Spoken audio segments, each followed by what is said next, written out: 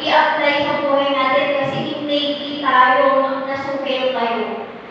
Siya mismo nga tao lang at dapat lang ikipan adultity nagbasula. Pero we're growing in Christ, diba? We're growing in Christ na natututo tayo slowly kung papakinggan lang natin siya. Sa experience ko, nung malayo ako sa mga magulang ko, even minsan siya ako lang, minsan lang ako nakakauwi. Gusto ko lang i-share sa inyo yung testimony ko. Habang malayo ako sa tatay ko, binabasa ko isa-isa yung Biblia, gabi-gabi. Kasi advice na kanyang itinga, basahin yung Biblia na maawatan. Basahin yung Biblia na makitang ti Diyos. Hindi ako perfectong tao, nagkakasala ko, nakakasabi ako ng hindi maganda. Pero by Christ, by the grace of the Lord, habang binabasa ko isa-isa gabi-gabi, yung Biblia, naiintindihan ko kung sino yung Diyos talaga natin na sinasamba. Number 1 yan na dapat kilala mo ang Diyos mo. Kasi sa araw-araw may kanya-kanya tayong Diyos. Minsan Diyos ko yung trabaho ko. Kasi wala akong time sa pamilya ko. Minsan yung Diyos ko yung sahod ko. Kasi kailangan ko ng financial na mangtutos sa kapatid ko. Minsan yung Diyos ko, yung pride ko, na nakakapagsalita ako ng hindi maganda. Diba? May kanya-kanya tayong Diyos, pero yung number 1 na Diyos na nakakalimutan natin, na dapat mas kinikilala natin, yung Diyos natin na matatagpuan dito. Diba? Kaya sabi niya dito, makinig ka. Hindi ka dapat na nasukil. Kasi iyan, ata hindi mangyada yung kanyang-kanya. Diba? Nagbayad ang mensahe ng kanya tayo na hindi dapat yung mga material na bagay yung inuuna. Yun yung tumira sa akin eh. Nung nag-review pa lang ako, continuous yung yung pag-serve ko, yung pag-divo ko, devotion ko, gabi-gabi. Pero nung after ng word ko, pumasa ka na, ano nang gagawin mo? Mag-share ka na ng Bible, mag-share ka na sa lahat ng hindi pa na-reach yung pangalan ko. Yun yung calling sa atin, isa-isa.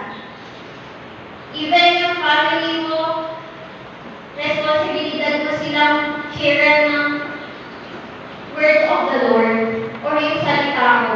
Yun yung calling sa atin. So, mahirap gawin, pero kailangan natin matuto. Masakit man isipin, pero kailangan natin madanas yung pinaghirapan na kapatawaran na binigay sa atin ng Diyos. Diba? Ngayon, dahil yung pili nga, pinasukling abuso na, isuday, malasada, kempimanola. Last Christmas na experience ko, umuwi ako sa bahay dito nagawin ako ito'y balay. Then although maganda yung pagsasama namin, nung pag-uwi kong gano'n, biglang pag-idlip ko, naramdaman ko na ngimato at sikarawa. Kung alam niyo yung idea ng near-death experience, nakasalatay ako.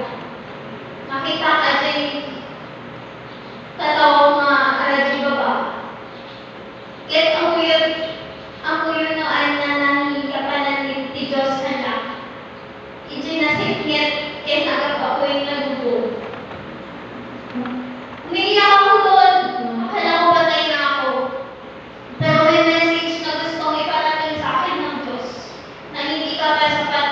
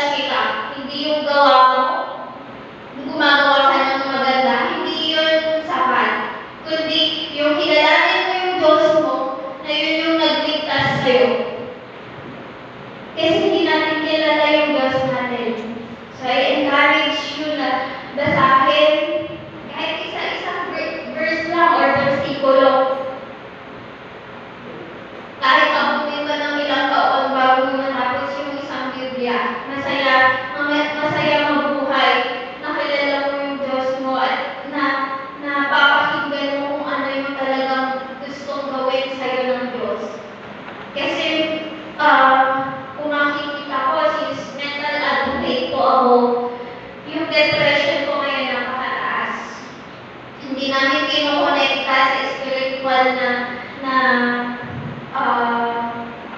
spiritual o di kaya yung mental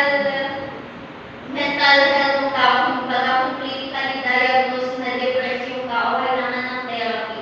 Pero ako po mismo na nasa pananampalataya, may mga bagay na kailangan ng deliverance o di kaya yung spiritual na cleansing. May kinakailangan ng psychological therapy. Meron din yung kinakailangan ng pareho. So, since malakas yung hatak ng technology o yung Facebook, social media, kung bakit mataas yung depression, anxiety natin ngayon. So, dapat mag-focus po tayo na kilalanin at kilalanin ang Diyos natin kasi kung tayo